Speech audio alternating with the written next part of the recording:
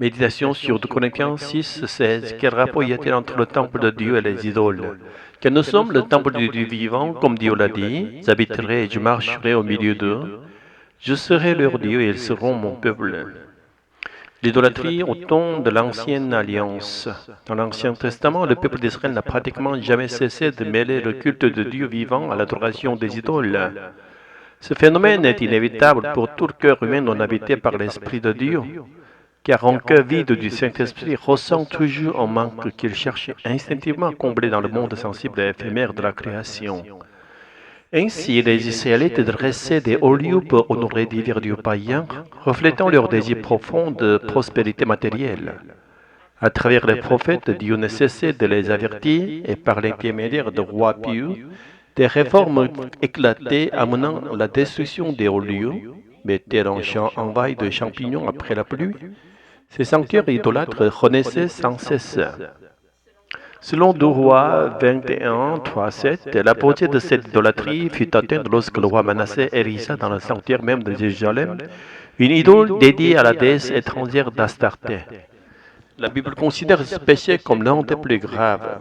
Si l'on excusait dans une certaine mesure les nations païennes qui se tournaient vers les idoles faute de connaître le vrai Dieu, l'idolâtrie du peuple est au regard de Dieu un adultère spirituel, un adultère commis dans la chambre même de l'époux divin. L'Église du Nouveau Testament face à l'idolâtrie. Dans la Nouvelle Alliance, l'apôtre Paul appelle les croyants saints et temples du Saint-Esprit. Chaque fidèle devient ainsi individuellement un sanctuaire vivant, marquant une distinction essentielle avec l'Ancienne Alliance. Où que nous soyons dans un édifice d'église ou au milieu du monde, nous portons en nous la présence vivante de Dieu. Le tabernacle de Moïse, le temple de Salomon détruit par Babylone, le second temple construit après le retour d'Exil, le second temple rénové sous Hérode, puis le temple finalement détruit par Rome en 70 après Jésus-Christ. Tous ces temples physiques ont été ultimement accomplis et dépassés par le temple intérieur du Saint-Esprit en Christ. Or, ceux qui, tout en fréquentant l'Église, consultent les devins ou pratiquent la divination, oublient qu'ils sont eux-mêmes devenus le temple de Dieu. Ils reproduisent ainsi le péché de Manassé, attirant sur leur âme une ruine certaine. La responsabilité en incombe certes aux individus, mais aussi aux pasteurs qui ne les ont pas conduits à une relation vivante et profonde avec l'Esprit Saint. Malheureusement, de nombreux pasteurs encouragent parfois inconsciemment une nouvelle forme d'idolâtrie. Ils enseignent à vénérer le bâtiment de l'Église ou bien à se soumettre servilement aux figures ecclésiastiques, qu'elles soient catholiques ou protestantes. Opposés dans l'Église des chefs religieux aux dirigeants séculiers du monde, dès que la vaine imitation des royaumes terrestres, si Dieu a consenti jadis à donner un roi à Israël, et aujourd'hui des responsables à l'Église, c'est non par plaisir mais par condescendance envers la faiblesse humaine. Ceux qui sont appelés à de telles fonctions doivent donc faire preuve d'une humilité et d'une vigilance accrue. Le temple n'est qu'un lieu de rassemblement pour l'adoration commune. Sur l'égale dignité des croyants doit régner, se prosterner devant les hommes, revient à adorer une idole.